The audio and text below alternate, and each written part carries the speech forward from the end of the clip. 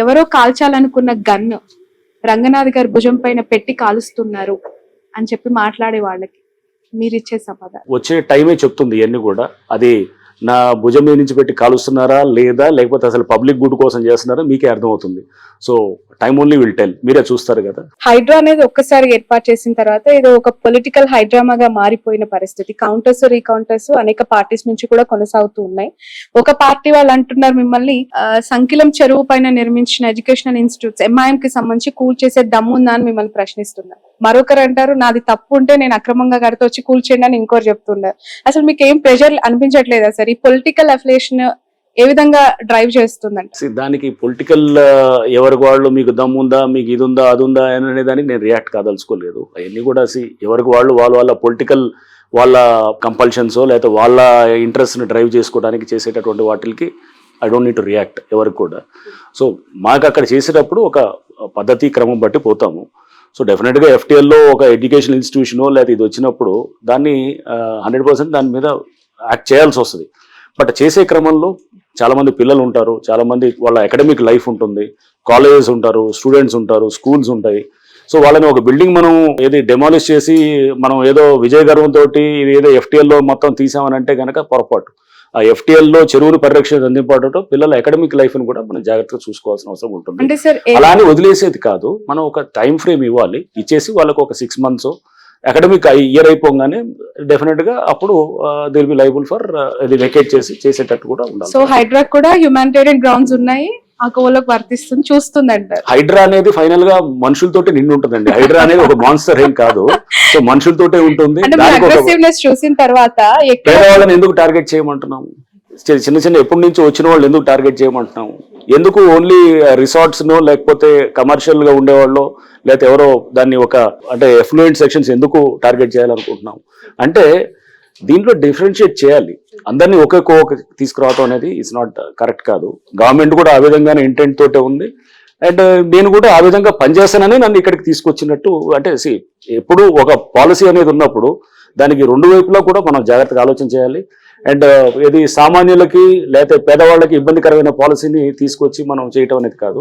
ఈ సిస్టమ్ని మ్యానిపులేట్ చేస్తున్న వాళ్ళ మీద మనం డెఫినెట్గా మనం హార్ష్గా యాక్ట్ చేయాలి. సార్ జన్వాడ ఫామ్ హౌసెస్ కి సంబంధించి చాలా పెద్ద ఎత్తున చర్చ జరుగుతోంది. What is your stand on that? ఏం గుర్తించారు, అక్కడ ఏం జరిగింది అనుకుంటున్నారు? జన్వాడ ఫామ్ హౌస్ అనే దాని గురించి చూస్తే కనుక అది మోర్ ఆఫ్ 111 జీవోలో ఉన్నటువంటి ఇదిగా మేము చూస్తున్నాము.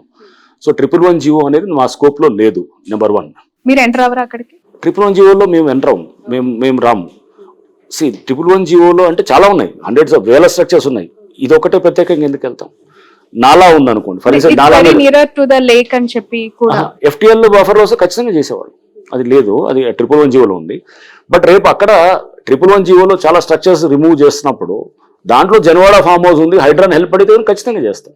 సపోజ్ అక్కడ 100 స్ట్రక్చర్స్ తీస్తున్నాం, మొత్తం ఏరియాలు అంతా కూడా తీస్తున్నప్పుడు దాంట్లో దిస్ ఈజ్ ఆల్సో వన్ అంటే నేను హెల్ప్ చేస్తాం, డెఫినెట్ చేస్తాం. బట్ ఇండివిజువల్గా ఒకళ్ళని మనం పొలిటికల్గా చేసేది అట్లా ఆలోచన హైడ్రా చేయదు. అండ్ ఆ విధంగా దాన్ని మీరు అంటున్నారు కదా ఇందాక ఏదో భుజం మీద పెట్టి కాల్చేదానికి హైడ్రా అనే దానికి అది ఆ ఇన్స్టిట్యూషన్ కానే కాదు. ఓకే, ఎక్కువగా వినిపిస్తూ ఉంది లైక్ పల్లా రాజేశ్వర్ గారు, మల్లారెడ్డి గారి కాలేజెస్ కి సంబంధించి కావచ్చు, లేదంటే ఇతర ప్రతిపక్ష పార్టీలకు సంబంధించిన నేతలవే ఎక్కువగా టార్గెట్ అయినట్టు కనిపిస్తుంది. హైడ్రా నిష్పక్షపాతంగా పనిచేయట్లేదు అనే ఆరోపణ. మీకు ఇన్నాళ్ళు నేను రిలీజ్ చేశాము ఎవరెవరు డిమాలిష్ చేశామనేది. దాంట్లో టీఆర్ఎస్ వాళ్ళు ఎంతమంది ఉన్నారు చూస్తే ఒకళ్ళు ఉండొచ్చు, బహుశా భాస్కర్ రావు గారితో ఎవరిదో ఉన్నట్టుంది. ఆయన కూడా is not a core politician కాదు. సో టీఆర్ఎస్ వాళ్ళు ఎవరు లేరు అంటే మీరు అన్నట్టు బీఆర్ఎస్ వాళ్ళది చేశారనేది. సో అది ఫస్ట్ ఆఫ్ ఆల్ అప్రహెన్షన్, ఆరోపణలు. అది నేను అప్రహెన్షన్కి రియాక్ట్ కాకూడదు. సో ఇది నెంబర్ 2 ఇస్ కొంతమంది ఎంఐఎం వాళ్ళది డిమాలిష్. అండ్ దాంట్లో బీజేపీ వాళ్ళు కూడా ఉన్నారు, కాంగ్రెస్ వాళ్ళు కూడా ఉన్నారు. కాంగ్రెస్ వాళ్ళే కూడా చేసినప్పుడు న్యాచురల్గా అన్ని పార్టీలు ఉన్నప్పుడు ఇక మరి ఈ ఆరోపణ ఎందుకు వస్తుంది? ఇది అన్ని పొలిటికల్గా ఎక్కడో అలిగేషన్ చేసేదానికి రేపు అందుకో ఎన్ని వర్క్ తోటి మనకు చూపించేటటువంటి ఉంటాయి. వెళ్ళే కొద్దీ మీరు నెక్స్ట్ 1 month 2 months 3 monthsలో మీరు చూసినప్పుడు దాంట్లో అప్పుడు ఎక్కువ టీఆర్ఎస్ వాళ్ళే డిమాలిష్ అయినాయా లేకపోతే ఎవరు డిమాలిష్ అయినాయి, అసలు పార్టీలకు సంబంధించిన డిమాలిష్ అవుతున్నారా, ఇవన్నీ కూడా నాకు అర్థం అవుతాయి. అధికారులది తప్పనట్లేదు, వెళ్ళి స్ట్రక్చర్ ని కూల్చేస్తూ ఉన్నారు. తప్పు ఎవరు చేసినట్లు, శిక్ష ఎవరికి వేస్తున్నట్లు అనే ప్రశ్నకి మీ సమాధానం? లేదు, చాలా కరెక్ట్ అండి. ఇప్పుడు ఎందుకంటే దీంట్లో అధికారులని ఇప్పుడు మేము బాధ్యుల్ని చేస్తూ కూడా ఆల్రెడీ ఈ రోజే మేము తయారు చేసాం రిపోర్ట్స్ కూడా. ఆ కన్సర్న్ పోలీస్ స్టేషన్స్లో కూడా ఫైల్ చేస్తున్నాం. ఫైల్ చేసే అధికారులను కూడా ప్రాసిక్యూట్ చేయడానికి చేస్తున్నాం. రేపు హైడ్రా పోలీస్ స్టేషన్ వచ్చిన తర్వాత మేమే ఆటోమేటిక్ గా ప్రాసిక్యూట్ చేస్తాం. సో చేసిన అధికారులని వదిలే పరిస్థితి ఉండదు. ఎందుకంటే ఇప్పుడు దొంగ సర్వే నెంబర్లు వేసి ఈ ఇరిగేషన్ ఎన్ఓసి ఇవ్వకున్నా కానీ కూడా, అది చెరువులో ఉన్నా కానీ కూడా దానికి పర్మిషన్స్ ఇచ్చి చేస్తే కనుక అధికారి డెఫినెట్ గా అతను తప్పిదాన్ని మనం 100% గా దాన్ని ప్రాసిక్యూట్ చేసేటువంటి తప్పిదం కింద తీసుకుంటాం అనమాట. సో మనము అది ఆఫీసర్స్ లేకపోతే సంబంధించిన కన్సర్న్ ఎవరైతే గనక ఇట్లా ఆథరైజ్ చేశారో వాళ్ళని 100% అది చేస్తాము. దాంతోపాటు మీరు అన్నట్టు ఏంటంటే ఇప్పుడు కొన్ని ఉంటాయి, ఏది చాలా మంది లేఅవుట్ ఎప్పుడో వేసి ఉంటారు, వేసి ఎప్పుడో వాళ్ళు 50 ఏళ్ల క్రితం లేఅవుట్ వేశారు, వేస్తే చెరువులో వచ్చిన తర్వాత ఎప్పుడో కట్టిన దాన్ని మేము ఇప్పుడు దాని మీద ఏం పోవట్లేదు కదా. అప్పుడు ఆ టైంలో ఇచ్చారంటే అప్పుడు కూడా ఉన్నది. ఎఫ్టీఎల్ అనేది ఇప్పుడు కొత్తగా వచ్చింది నోటిఫికేషన్, ఇప్పుడు అయిందేమో కానీ ఎఫ్టీఎల్ అనేది చెరువు నుంచి మొదటి నుంచి కూడా ఉంటుందన్నమాట. మీరు మెమోరీస్ ఆఫ్ లేక్స్ అని ఉంటాయి. మెమోరీస్ ఆఫ్ లేక్స్కి వెళ్తే కనుక మీకు ఉస్మాన్ సాగర్ 1920లో పెట్టినప్పుడు మోక్షగుండ విశ్వేశ్వరయ్య గారు హైదరాబాద్ ఫ్లడ్ మేనేజ్మెంట్ కోసము, డ్రింకింగ్ వాటర్ పర్పస్ కోసం 1920లో కట్టినటువంటిది అది. అప్పటి నుంచి ఎఫ్టీఎల్ కాన్సెప్ట్ ఉంది.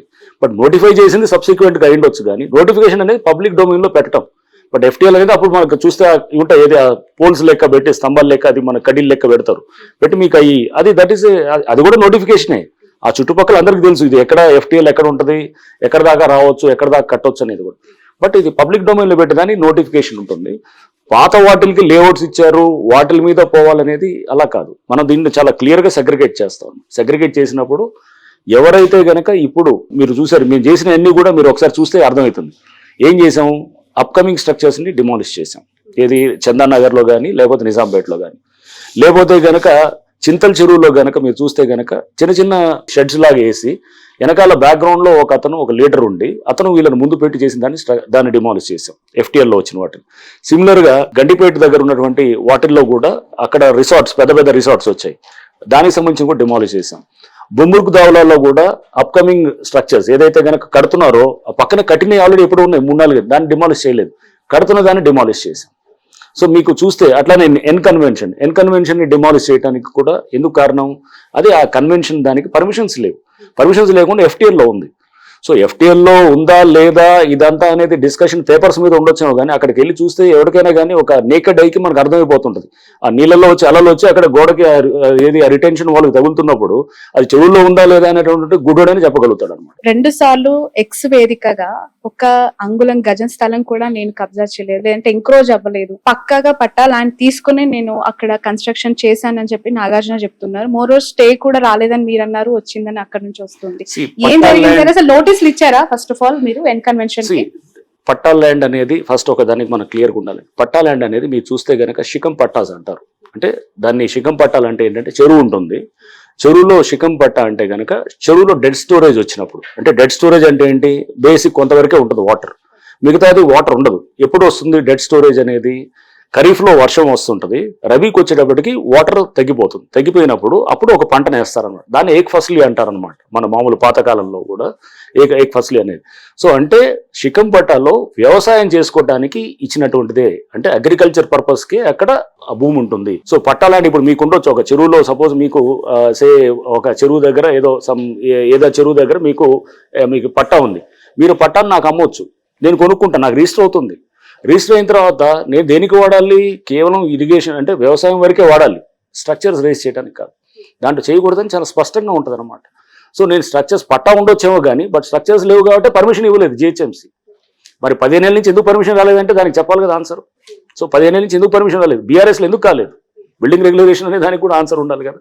సో అది పట్టా ఉండొచ్చేమో కానీ but it is not meant for raising structures. పెళ్లిళ్ళు ఈ రోజు ఒకటి రేపు ఒకటి ఉన్నాయి, ఆ పెళ్లిళ్ళు చేసుకోవాల్సిన వాళ్ళు వచ్చి అక్కడ చాలా గోల చేశారు అనేది నిజంగానే. ఆ ఇంటీరియర్స్ కావచ్చు, ఏసీస్, లైట్స్, అక్కడ ఉన్న కొన్ని గూడ్స్ లైక్ సోఫా సెట్స్ అవన్నీ కూడా వాళ్ళకి ఆ ఓనర్ అనే వారికి అథారిటీ ఉంటుంది, కొనుక్కొని అందులో పెట్టుకుంటారు. నోటీస్ ఇవ్వటం వల్ల ముందస్తుగా అవి వాళ్ళు క్లియర్ చేసే అవకాశం ఉండేది కదా.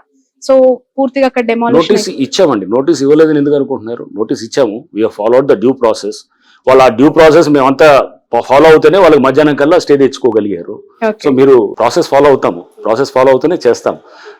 కొంతమంది ఒకళ్ళిద్దరికి ఇబ్బంది అయి ఉండొచ్చు, వాళ్ళకి మ్యారేజెస్ ఇబ్బంది అయిందంటే కనుక మీకు బెంథమ్స్ థియరీ ఆఫ్ యూటిలిటేరియన్ ప్రిన్సిపల్ అని ఒకటి ఉంటుంది. బెంథమ్స్ యూటిలిటేరియన్ ప్రిన్సిపల్ ఏంటంటే maximum good for maximum people అనమాట. అంటే ఎక్కువ మందికి మంచి చేసేది అది కావాలన్నమాట. ఒకళ్ళిద్దరు నష్టపోతారని చెప్పేసి 99% మంచి చేసేదాన్ని ఆపరనమాట. సో ఒకళ్ళిద్దరు అనే దానికి డెఫినెట్ గా వాళ్ళకి దానివల్ల నష్టం అయి ఉండొచ్చేమో కానీ నేను కాదనలేను. వాళ్ళ మ్యారేజ్ పెట్టుకునే దానికి డిస్టర్బ్ అయి ఉండొచ్చు. బట్ దానివల్ల ఓవరాల్ గా మీకు సమాజం మీద వచ్చినటువంటి ఇంపాక్ట్ కూడా మనం చూడాలన్నమాట. My love for nutritious food choices, healthy lifestyles, and helping people cultivate these changes in their daily lives motivates me. I've explored a few options, but Sun Institute is the obvious choice for my journey. Sun International, Hyderabad, Visakhapatnam.